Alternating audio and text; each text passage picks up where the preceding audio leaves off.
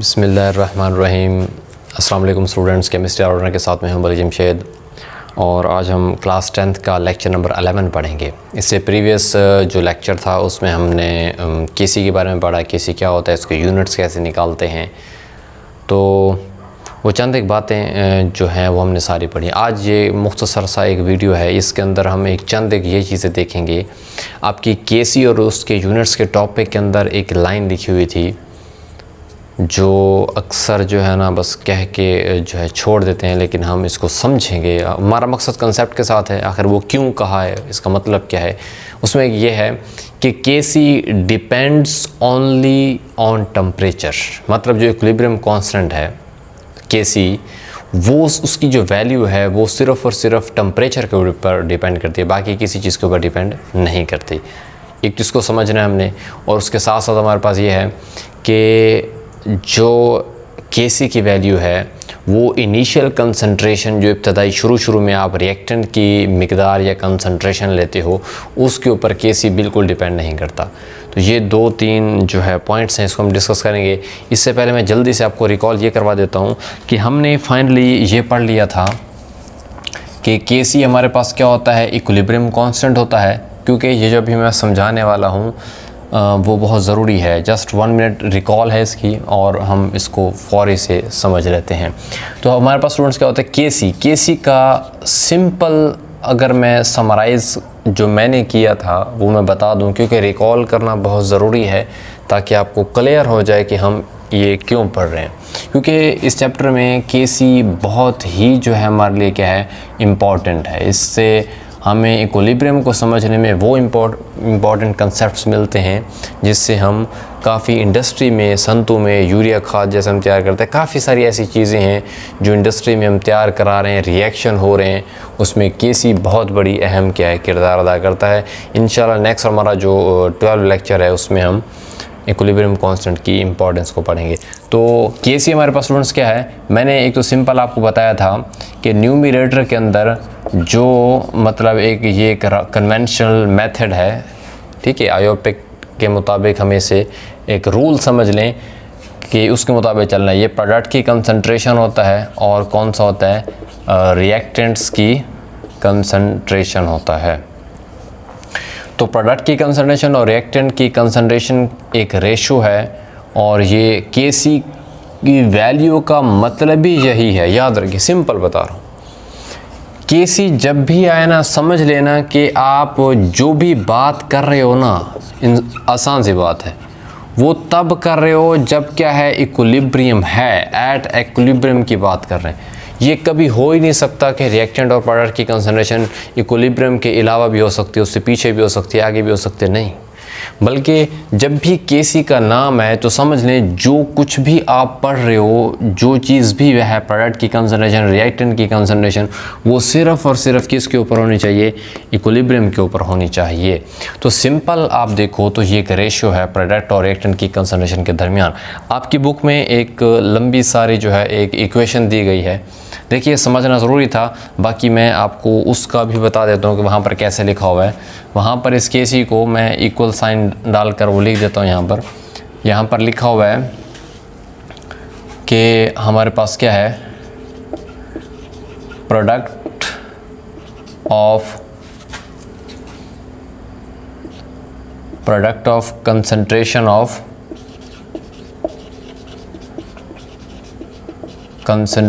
of products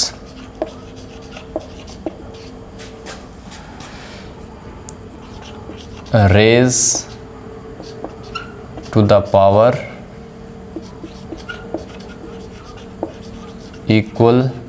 raised to the power of their of coefficients। तो students हमारे पास क्या लिखा हुआ है कि product of concentration of products, या एक्टिव मास भी लिख सकते हो, एक ही बात है। आपके पास क्या है, concentration of products raise to the power of coefficient. ये कोएफिशिएंट्स क्या है, वही मोल हैं, ठीक है, मोल के मुतालिक था, मैं भी समझा देता हूँ उसको। और दूसरा हमारे पास क्या लिखा हुआ है, प्रोडक्ट ऑफ कंसंट्रेशन मैंने बोला, एक्टिव मास भी लिखना चाहें तो आप लिख सकते हैं, एक ही बात है, एक्टिव मास उसमें कोई फ़र्क नहीं है। Concentration of reactants raise to the power, आप ये सिंपल इकट्ठे करके लिख दीजिएगा, रेज टू द पावर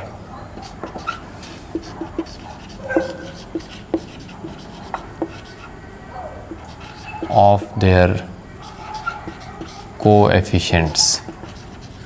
ये कोएफिशिएंट वही मोल हैं, मोल लिख दें की बात है, कोएफिशिएंट लिख दें एक ही बात है। तो स्टूडेंट्स हमारे पास इस इक्वेशन को समझें ज़रा, ये पूरी इतनी बड़ी इक्वेशन भी वही बात बता रही है, ये इसको सिंपल समझने का तरीका है। ये वाले जो दो पहले वर्ड प्रोडक्ट यूज़ किए ये मल्टीप्लाई के लिए यूज़ किए गए, मैं पर क्रॉस छोटा सा लगा रहा हूँ, ये किसके लिए है, मल्टीप्लाई के लिए।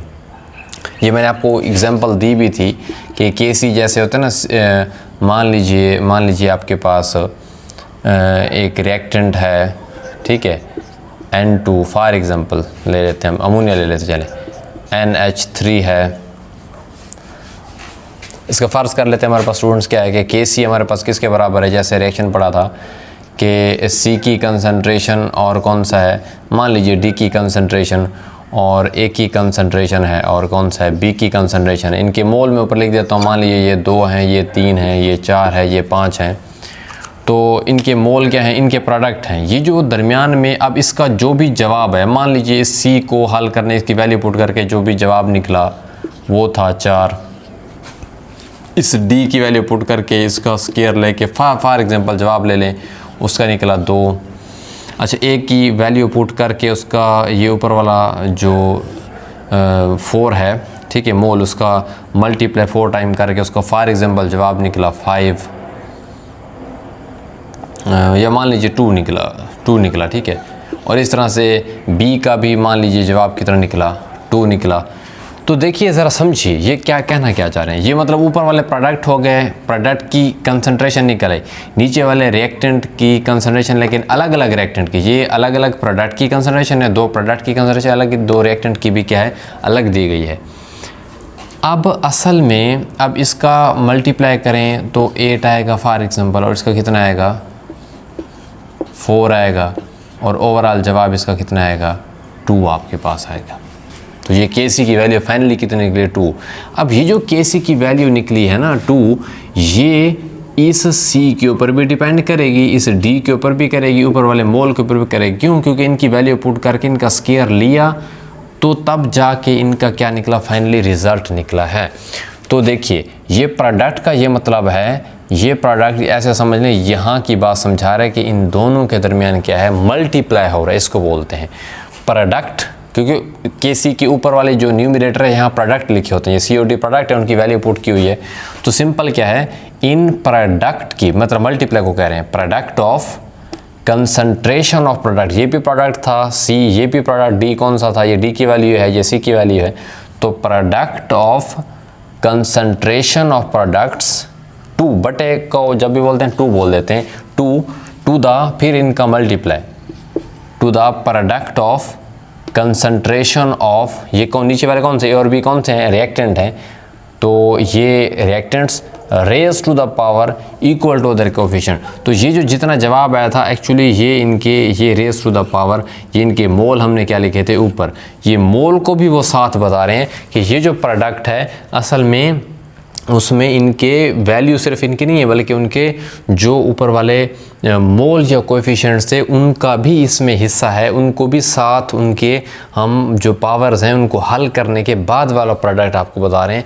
तो ये असल में वही जवाब है, ये फाइनल प्रोडक्ट निकला है प्रोडक्ट्स का, उनके मोल और कोएफिशिएंट्स को साथ हल करने के बाद। तो इसी वजह से अगर आप सिंपल समझें इस पूरी इक्वेशन को देखें तो असल में ये ऊपर क्या है, ये सारे ऊपर क्या चल रहे हैं, प्रोडक्ट्स चल रहे हैं, नीचे सारे क्या हैं, रिएक्टेंट्स हैं, और उनके मोल और कोएफिशिएंट भी उनके क्या हैं, साथ हैं। तो इस पूरी बात को कम्प्लेक्स तरीके से बताएं तो ये वाली इक्वेशन है कि product of concentration of products ऊपर हो गए, टू द प्रोडक्ट फिर multiply product of concentration of reactants raise to the, फिर वो पावर तो इनकी आएगी, इनको हल करने के बाद ये निकले है ना, raise to the power equal to their coefficient या मोल। तो ये जो ऊपर इनके मोल होते हैं ऊपर लिख देते हैं।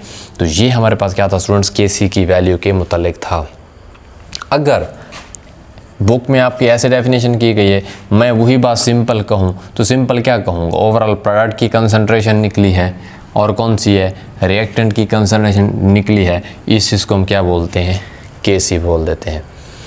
तो स्टूडेंट्स ये था हमारे पास क्या था, Kc इक्विलिब्रियम कांस्टेंट, और Kc की वैल्यू सिर्फ और सिर्फ इक्विलिब्रियम के ऊपर होती है, और जो Kc होता है ये किसी भी बैलेंस्ड रिएक्शन का जो है आप निकालते हो, ये आपने लाजमी याद रखना है, वरना अगर वो रिएक्शन बैलेंस नहीं होगा तो आपके पास उस रिएक्शन की Kc की वैल्यू गलत होगी। अगर Kc की वैल्यू गलत होगी तो जो भी मालूमात आप उस रिएक्शन के मुतालिक लेना चाहते हैं वो सारी की सारी क्या होगी, गलत होगी। तो स्टूडेंट्स उम्मीद है आपको इसमें किसी भी तरह की कोई कन्फ्यूजन नहीं होगी। मैं जल्दी से अब वो वाली बातें आपको बता देता हूँ, क्योंकि स्टूडेंट ये समझना बहुत ज़रूरी था। अभी तो आपको Kc की जब इम्पोर्टेंस बताऊँगा तब आपको एक एक इसका पॉइंट क्लियर हो जाएगा कि Kc एक्चुअल में है क्या। तो Kc के मुतालिक अभी एक लाइन आपकी जो है Kc एंड इट्स यूनिट्स के टॉपिक में लिखी हुई है, मैं उसको थोड़ा सा एक्सप्लेन करूंगा इस वीडियो में। इंशाल्लाह नेक्स्ट वीडियो में हम क्या करेंगे, उसकी Kc की जो इम्पोर्टेंस है उसको डिस्कस करेंगे। तो वो बहुत ज़रूरी है, क्योंकि अक्सर जो है मतलब सिर्फ बता के छोड़ देते हैं, लेकिन हम समझेंगे आखिर उस लाइन का मतलब क्या है। एक लाइन तो ये लिखी हुई है कि Kc या simple equilibrium constant depends only on temperature, कि जो Kc की वैल्यू होती है या Kc सिंपल है, ये सिर्फ़ और सिर्फ किसके ऊपर डिपेंड करता है, टेम्परेचर के ऊपर डिपेंड करता है। हम इसको जानेंगे आया ये दूसरी चीज़ों के ऊपर डिपेंड क्यों नहीं करता, हालांकि प्रेशर भी होता है, अच्छा उसके बाद कंसंट्रेशन भी होती है, अच्छा उसके बाद हमारे पास क्या है, वॉल्यूम भी होता है। तो ये और फैक्टर भी तो हैं, मतलब इन फैक्टर के ऊपर वो इतना ज़्यादा डिपेंड नहीं करता। इनसे वो इक्विलिब्रियम जो होता है, इक्विलिब्रियम चेंज तो थोड़ा बहुत हो सकता है,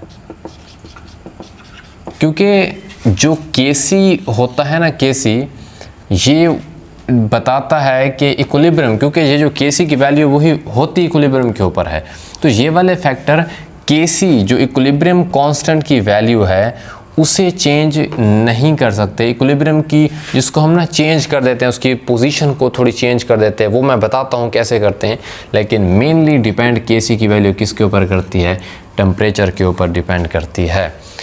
एक तो इसको हम समझेंगे। दूसरी लाइन हमारे पास ये है कि Kc does not depend on the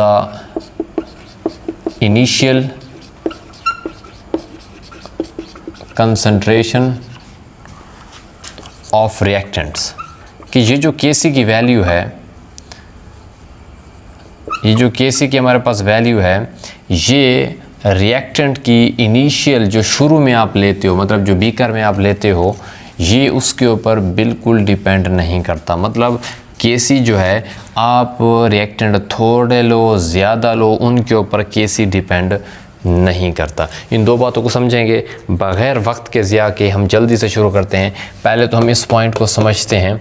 मैं अभी इसको थोड़ा सा इरेज कर देता हूँ, नीचे वाले पॉइंट को। अभी हम इन दो को डिस्कस करेंगे, पहले हम इसको डिस्कस कर लेते हैं। तो स्टूडेंट्स, हमारे पास फ़र्ज़ कर लें एक रिएक्शन है, मान लीजिए H2 + I2 it gives us 2HI। ये एक रिएक्शन है कि हाइड्रोजन गैस और आयोडीन गैस मिलके क्या बना रहे हैं, हाइड्रोजन आयोडाइड बना रहे हैं। इसकी वजह से एक्चुअल में जो Kc की वैल्यू होती है ना, वो 80 होती है। ये एक्सपेरिमेंटली प्रूव्ड है। अब ये नहीं कहना कि ये किस तरीके से आई है, मतलब आप अभी ऐसे समझें कि जब ये लैब में रिएक्शन करवाया गया और उसका रेट ऑफ फारवर्ड और रेट ऑफ रिवर्स रिएक्शन क्या हो गया, बराबर हो गए उस वक्त। क्योंकि जब रेट ऑफ फारवर्ड और रिवर्स बराबर हो जाए तो इसका मतलब है क्या चल रहा होता है, इक्विलिब्रियम चल रहा होता है। तो उस वक्त जो Kc की वैल्यू इस रिएक्शन की निकली है वो कितनी होती है, 80 होती है। ये मैं एक मिसाल दे रहा हूँ। ये फ़र्ज़ी वैल्यू नहीं है, ये एक्चुअल की इस रिएक्शन की Kc की वैल्यू कितनी है, 80 है।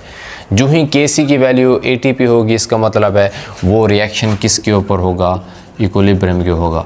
तो पहली बात तो अपने जहन में ये पहले बिठा लें कि Kc का मतलब ही इक्विलिब्रियम के ऊपर होने वाला कांस्टेंट है, क्योंकि ये जो कांस्टेंट है Kc एक्चुअली इक्विलिब्रियम के वक्त जो कांस्टेंट मौजूद होता है उसी का नाम Kc होता है, वरना बाकी जगह पर ये हम इसको Kc नहीं बोल सकते। तो only just for the equilibrium condition. तो मान लीजिए ये रिएक्शन चल रहा था, जितना इसकी आगे जाने की स्पीड है उतनी इसकी वापस आने की स्पीड है। रेट ऑफ फॉरवर्ड रिवर्स बराबर हो चुके हैं। Kc की वैल्यू कितनी है, 80 है। फ़र्ज़ कर लें, क्योंकि मैंने आपको बोला है ये रिएक्शन कंसंट्रेशन इनकी जो है, मान लीजिए कि जितने 50 कंसंट्रेशन है, क्योंकि इसका मैंने आपको ये भी बताया था कि फ़र्ज़ के ये शुरू में रिएक्टेंट फ़र्ज़ करने 100 पड़े थे, प्रोडक्ट कितने थे, 0 थे। ठीक है, आहिस्ता आहिस्ता ये रिएक्टेंट कम होते हैं, प्रोडक्ट क्या होते हैं, बढ़ते चले आते हैं। ठीक है, तो ये प्रोडक्ट हमारे पास क्या होते हैं, बढ़ते चले आते हैं, 50-50 हो जाते हैं। ये मज़ीद कम भी हो सकते हैं। ठीक है, ये ऐसे 60 भी हो सकते हैं, क्योंकि याद रखिए मैंने ये लास्ट वीडियोस में क्लियर किया है कि इनकी जब कंसंट्रेशन रिएक्टेंट की कम हो रही होती है, प्रोडक्ट की बढ़ रही होती है, तो ये जो आप एक फार्मूला यही लगाते हो Kc का कि प्रोडक्ट की कंसंट्रेशन और रिएक्टेंट की कंसंट्रेशन, ये इन्हीं की वैल्यूज़ को पुट करके निकालते हो। मसलन आप चेक करना चाहते हो यहाँ के ऊपर कि यहाँ इक्विलिब्रियम है कि नहीं है। अगर आप यहाँ नहीं चेक करना चाहते हो तो आप इस पॉइंट के ऊपर चेक करना चाहते हो कि 80 और 20 के ऊपर, फॉर एग्जांपल दे रहा हूँ, ये मैं फ़र्ज़ी वैल्यू लिखी हुई है कि यहाँ पर इक्विलिब्रियम है कि नहीं है। अगर आप ये प्रोडक्ट की वैल्यू पुट कर देते हो यहाँ पर, रिएक्टेंट की वैल्यू पुट कर देते हो यहाँ पर, ये मैंने फ़र्ज़ी वैल्यू ली, मैं समझाने के लिए पहले बता रहा हूँ आपको। मान लीजिए कि इसकी एक्चुअल वैल्यू जो भी हैं पुट कर देते हैं, उसका अगर जवाब निकलेगा, Kc है ना, प्रोडक्ट की वैल्यू पुट कर दी, रिएक्टेंट की पुट कर दी, जो भी जवाब निकलेगा अगर वो 80 से कुछ अलग निकलता है, मतलब 80 नहीं निकलता, इसका मतलब है वो रिएक्शन अभी इक्विलिब्रियम में नहीं चल रहा, इक्विलिब्रियम पर अभी पहुंचेगा। ठीक है, तो सिंपल बात ये है कि अगर इसका जवाब आप जो भी पुट करते हो, फॉर एग्ज़ाम्पल मैं कहता हूँ, मैं जनरली फ़र्ज़ कर लेता हूँ कि मैंने ये वाली वैल्यूज़ पुट की। ठीक है, ये वाली इक्विलिब्रियम कहीं के ऊपर भी आ सकता है, यहाँ भी आ सकता है, ये लाजमी नहीं होता कि 50-50 होंगे तो ही आएगा। बस जिस पॉइंट के ऊपर आ जाएगा बस वो रिएक्टेंट प्रोडक्ट की कंसंट्रेशन फिक्स हो जाएगी, अब रिएक्शन आगे जो है नहीं बढ़ेगा। तो इनकी वैल्यूज़ पुट कर दें यहाँ पर, फॉर एग्जांपल इनकी वैल्यूज़ पुट करने के बाद इस रिएक्शन का ना Kc की वैल्यू कितनी निकलाती है, 80। इसका मतलब है रिएक्शन किसके ऊपर है, इक्विलिब्रियम के ऊपर क्या है, चल रहा है। तो स्टूडेंट्स मान लें कि इसका ना फ़र्ज़ कर लेते हैं, सिर्फ क्योंकि समझना बहुत ज़रूरी है, इनकी वैल्यूज़ एक्चुअल में डिफ़र कर सकती हैं। मान लीजिए कि 50 कंसंट्रेशन इनकी रह गई थी, 50 इनकी रह गई थी। ठीक है, और रिएक्शन की ना रेट ऑफ फॉरवर्ड और रेट ऑफ रिवर्स क्या हो गया, बराबर हो गया। इसका मतलब जब बराबर हो गया तो इसका मतलब रिएक्शन के ऊपर क्या इक्विलिब्रियम आ चुका है। अब जब 50 रिएक्टेंट के ऊपर, 50 प्रोडक्ट के ऊपर ये वाली सिचुएशन आ चुकी है, इसका मतलब है रिएक्शन किसके ऊपर चल रहा है, इक्विलिब्रियम के ऊपर चल रहा है। और इस रिएक्शन की उस वक्त जो कांस्टेंट होगा इक्विलिब्रियम, क्योंकि चल रहा है ना, ये कंडीशन आ चुकी है, इसका मतलब है जब इस वक्त इस इक्विलिब्रियम के ऊपर जो कांस्टेंट होगा वो Kc 100% क्या होगा, 80 के ऊपर पहुंच चुका होगा। क्यों? क्योंकि रेट ऑफ फॉरवर्ड तभी रिवर्स के बराबर होता है, तो ये 80 की वैल्यू हमारे पास क्या होती है, आ जाती है। ये प्रूव्ड है। ठीक है, सो अब हम क्या करते हैं, अब ये रिएक्शन चल रहा है, ये सारा काम बीकर के अंदर यहाँ पर हो रहा होता है, ये काम बीकर के अंदर यहाँ पर क्या है, हो रहा होता है कि H2 और I2 मौजूद होते हैं, ये 2HI में जा रहे होते हैं, ये वापस इसमें आ रहे होते हैं। ये सारा काम इस बीकर के अंदर, ये वाला रिएक्शन मैंने निकाल कर यहाँ रख दिया आपको समझाने के लिए। अब मैं इसको डिस्टर्ब करता हूँ, मैं समझाना चाह रहा हूँ आपको। ये समझाना चाह रहा हूँ कि ये सिर्फ टेम्परेचर के ऊपर क्यों डिपेंड करता है। बात को समझिए ज़रा स्टूडेंट्स। अब 50 ये अगर मैंने इनको थोड़ा सा भी चेंज किया ना, ये इसको किसी वजह से डिस्टर्ब किया, मान लीजिए मैं इसको पहले ना कंसंट्रेशन से डिस्टर्ब करता हूँ, बात को समझिए, मिकदार से, ठीक है। अच्छा मैं इसको डिस्टर्ब कैसे करता हूँ कि मैं इसको ना ये 50 से, ये कितने थे 40 से, तो इसको मैं कितना कर देता हूँ 40 कर देता हूँ, ठीक है, कितना कर देता हूँ 40। अब इधर वाली साइड पर ना रिएक्टेंट थोड़े हो गए हैं, प्रोडक्ट उधर क्या हो गए हैं वो ज़्यादा हैं। तो अब इसका मतलब है जो ही ये वाली कंडीशन करूँगा उस टाइम के लिए थोड़ा सा रेट ऑफ फॉरवर्ड और रिवर्स क्या हो जाएगा, चेंज हो जाएगा। मतलब या तो रेट ऑफ फॉरवर्ड ज़्यादा होगा, रिवर्स कम होगा, या फिर रेट ऑफ रिवर्स ज़्यादा होगा, रेट ऑफ फॉरवर्ड जो है वो कम होगा। तो मतलब आप जो ही यहाँ कोई इसको डिस्टर्ब करते हो, कंसंट्रेशन को, मिकदार को थोड़ा कम कर दो। ये मैं जैसे 50 से 40 किया, मैं 50 से 60 भी कर सकता था, चाहे मैं 50 से 40 करूँ या 50 से 60 करूँ, तब रेट ऑफ फॉरवर्ड और रिवर्स ये कन्फर्म है कि थोड़ा सा क्या हो जाते हैं, चेंज उनमें आने की जो है स्पीड उनकी थोड़ी बहुत ऊपर नीचे होती है। लेकिन एक रिएक्शन में इतनी सलाहियत होती है वो फौरी, अगर मैंने कम किया है तो ये 5 इस तरफ भेज के एग्जांपल दे रहा हूँ, ये फिर से 45 इधर कर देगा, 45 इस साइड के ऊपर कर देगा, फिर से दोबारा अपने इक्विलिब्रियम को दोबारा से वापस लाने की कोशिश करता है। तो देखो अगर मैंने इसको थोड़ा सा चेंज किया तो फौरी इक्विलिब्रियम दोबारा से वापस आ गया। इसका मतलब है जो केसी है, लेकिन ये इक्विलिब्रियम तो चेंज हुआ है, ठीक है, लेकिन उसका जो कांस्टेंट केसी होता है वो वैसे का वैसे हो रहता है, उस पर इतना ज़्यादा असर नहीं पड़ता क्योंकि इक्विलिब्रियम दोबारा से क्या हो जाता है, अटेन हो जाता है। बात को समझिएगा, इक्विलिब्रियम की पोजीशन थोड़ी सी चेंज हो जाती है। मतलब या तो अब जैसे कि यहाँ मैंने जो है 40 किया था तो रिएक्शन इधर कितने थे, 50 थे, तो रिएक्शन ने क्या किया, जो यहाँ ज़्यादा थे यहाँ कम थे, यहाँ से वापस मतलब बैकवर्ड रिएक्शन शुरू हुआ, उसने इसको 5 दिए, ये 45 हो गया, ये भी 45 हो गया, तो रिएक्शन फिर से दोबारा से किस में चला गया, इक्विलिब्रियम में चला गया। तो इससे पोजीशन चेंज हो सकती है, कभी इधर बढ़ा दूं तो फिर उधर जाएगा, तो ये ख़ुद को बैलेंस करने की कोशिश करेगा। अगर मैं यहाँ पर 60 कर देता 50 से और ये 50 रहते, तो इधर ज़्यादा है उधर कम है, तो ये उसकी तरफ जाते और ख़ुद को करके 55 करने की क्या करते, कोशिश करते और ख़ुद को फिर से दोबारा बैलेंस कर लेते। तो बात ये है, ये मैंने कंसंट्रेशन से चेंज किया, अब थोड़ा बहुत कहीं बढ़ाएंगे वो दोबारा से ख़ुद को फिर से लेवल पे ले आएगा, बैलेंस कर देगा। इसका मतलब इक्विलिब्रियम चेंज किया लेकिन फिर से रिटेन हो गया, लेकिन केसी की वैल्यू वही 80 की 80 ही रही, ठीक है। इसमें थोड़ी बहुत बदलाव आता है लेकिन वो दोबारा से क्या होता है, रिटेन। तो केसी पे इतना ज़्यादा असर नहीं पड़ता, केसी कांस्टेंट वैसे का वैसे ही रहता है। इसी तरह से आप प्रेशर बढ़ा दो, इसके ऊपर वेट रख दो, ठीक है, ऊपर से वेट रख दो, प्रेशर थोड़ा सा वज़न उसके ऊपर बढ़ा दो, तो जितना प्रेशर आप डालोगे ये उसको उतना कम करने की कोशिश करेगा। आप प्रेशर रिएक्टेंट के ऊपर डालो तो प्रोडक्ट कम करने की कोशिश करेगा, ठीक है। आप प्रोडक्ट के ऊपर प्रेशर डालो तो रिएक्टेंट कम करने की कोशिश करेगा। तो ये मतलब अपने आप को दोबारा से उसी इक्विलिब्रियम में लाने की कोशिश करेगा।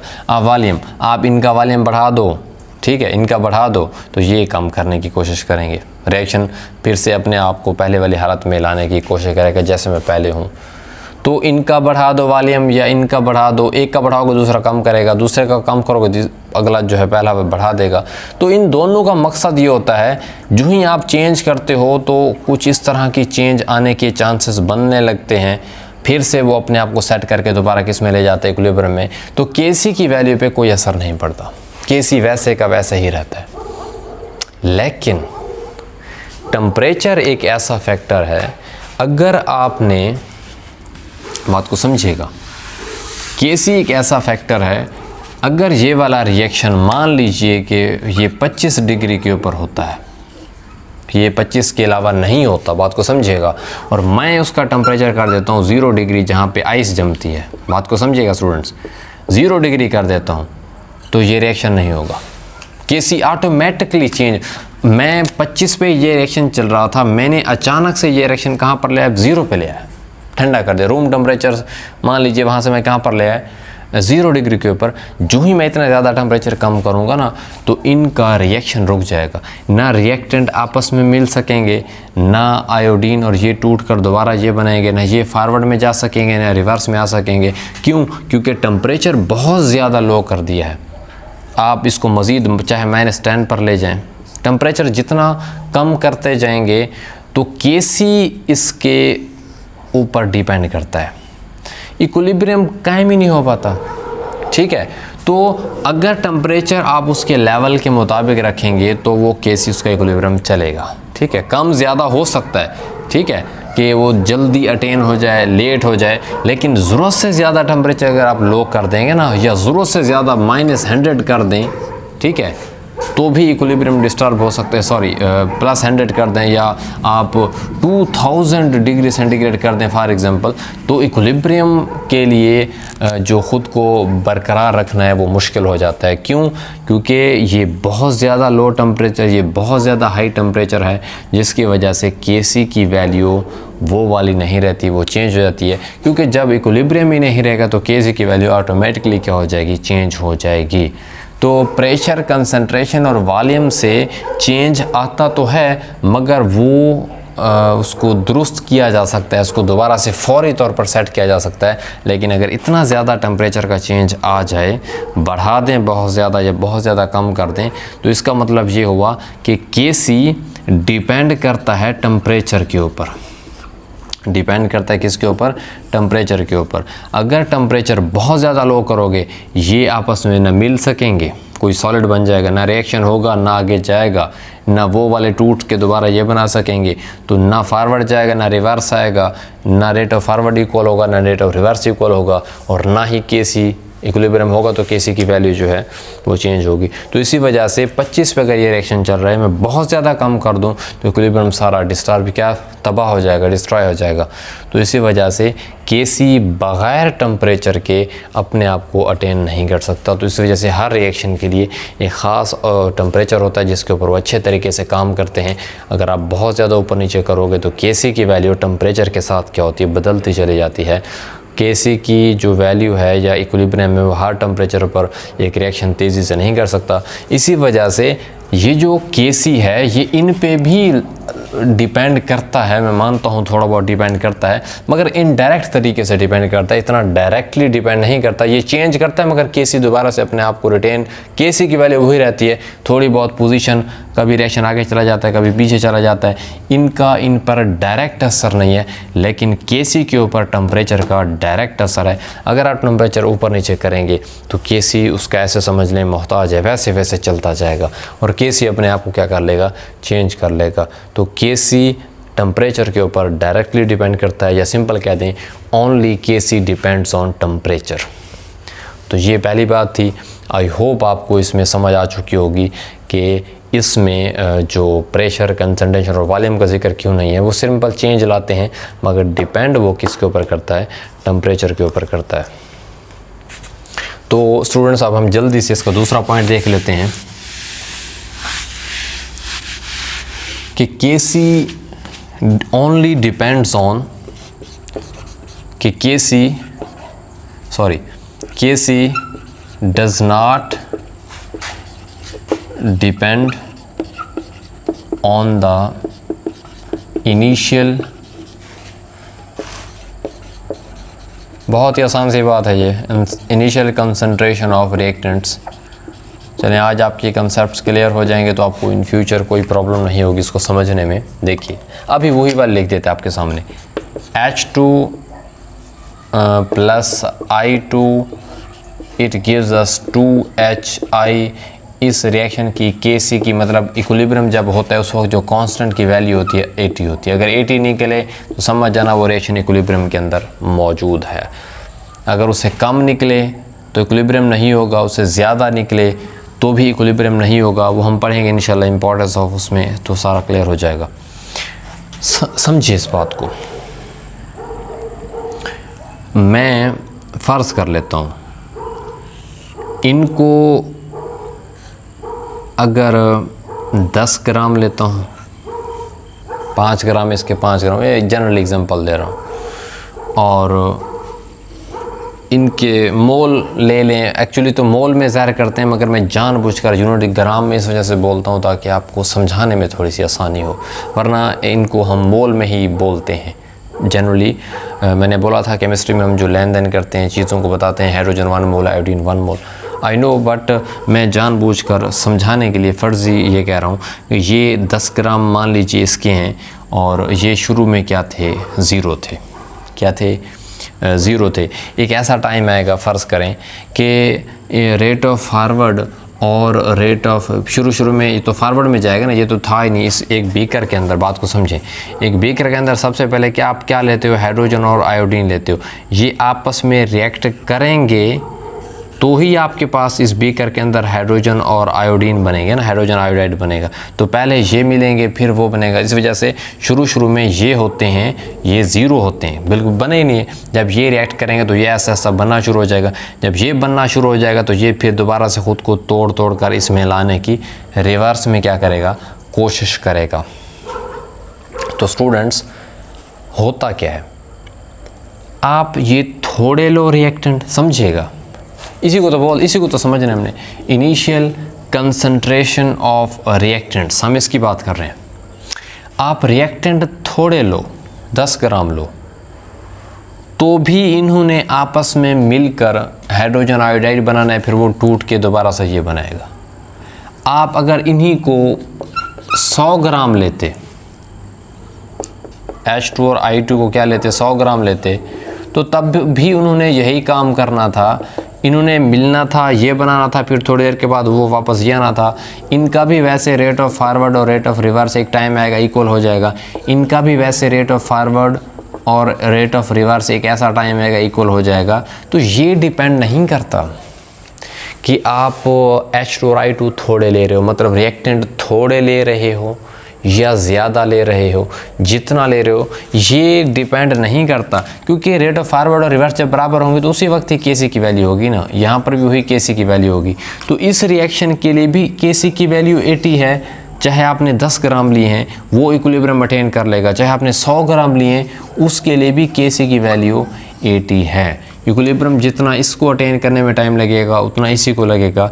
तो बात ये है, बात वही समझाना चाह रहा हूँ कि Kc की वैल्यू पे कोई फ़र्क नहीं पड़ता। आप हाइड्रोजन आयोडीन थोड़े लो, आप हाइड्रोजन और जो आयोडीन है वो ज़्यादा लो, आप जितने भी लो, इससे Kc को ज़रा बराबर भी फ़र्क नहीं पड़ता।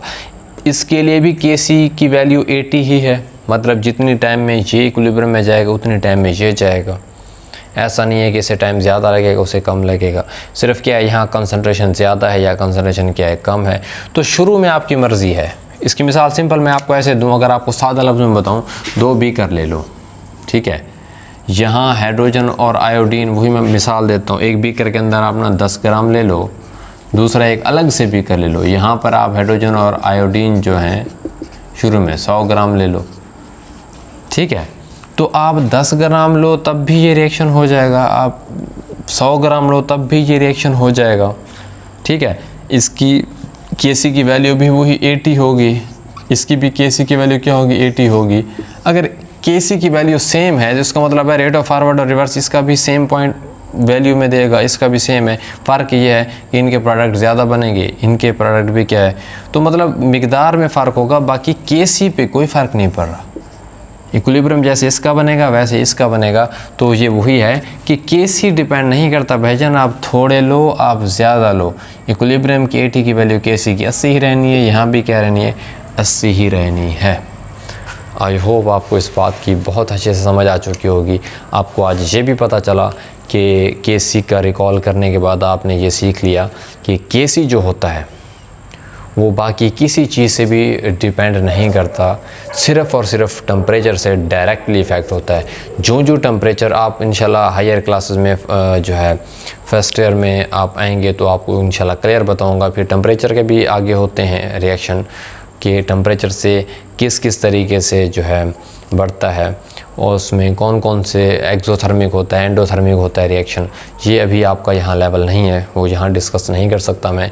तो बहरहाल अभी इतना समझें कि Kc डायरेक्टली टेम्परेचर के ऊपर डिपेंड करता है। बाकी चीज़ों से फैक्टर तो होते हैं, इक्विलिब्रियम को तब्दील करने की कोशिश करते हैं, लेकिन रिएक्शन उनको फिर से कैंसिल करके अपने आप को दोबारा से पहले वाली हालत में ले आता है। इनके चेंज होने से Kc की वैल्यू पे इतना कोई फ़र्क नहीं पड़ता, Kc की वैल्यू वैसे ही रहती है जैसे ये रिएक्शन है। अब ये वाली चीज़ें इसके ऊपर अप्लाई करो, इसकी Kc की वैल्यू 80 रहेगी। वो थोड़ी बहुत पोजीशन चेंज होगी, इसकी आगे जाने के ऊपर नीचे स्पीड थोड़ी बहुत चेंज होगी, लेकिन Kc की वैल्यू ऑलमोस्ट 80 ही रहती है, कांस्टेंट की वैल्यू। लेकिन ये जो रिएक्शन फारवर्ड आगे पीछे जा रहा है, ये Kc की वैल्यू इन छोटी सी चेंज से चेंज नहीं होती। हाँ, अगर आप टेम्परेचर बदल दोगे तो Kc की वैल्यू ऑटोमेटिकली क्या हो जाएगी, चेंज हो जाएगी। तो डायरेक्टली आज आपको पता चला है कि वो टेम्परेचर के ऊपर क्या करता है, डिपेंड करता है। और इनिशियल कंसंट्रेशन के ऊपर भी Kc डिपेंड है। आप थोड़ा लो ज़्यादा लो, इक्विलिब्रियम बन जाएगा। तो मिलते हैं इंशाल्लाह नेक्स्ट वीडियो में स्टूडेंट्स, और तब तक अपना ढेर सारा ख्याल रखिएगा। और इंशाल्लाह हम नेक्स्ट वीडियो में इम्पोर्टेंस ऑफ Kc में जो है पहला पॉइंट पढ़ेंगे कि उसकी डायरेक्शन कैसे मालूम करते हैं। थैंक यू, अल्लाह हाफ़िज़। मिलते हैं नेक्स्ट वीडियो में। और अगर आपने अभी तक वीडियो नहीं देखी तो ये आपको प्लेलिस्ट दिख रही है, इसके ऊपर क्लिक करें। थैंक यू, अल्लाह हाफ़िज़।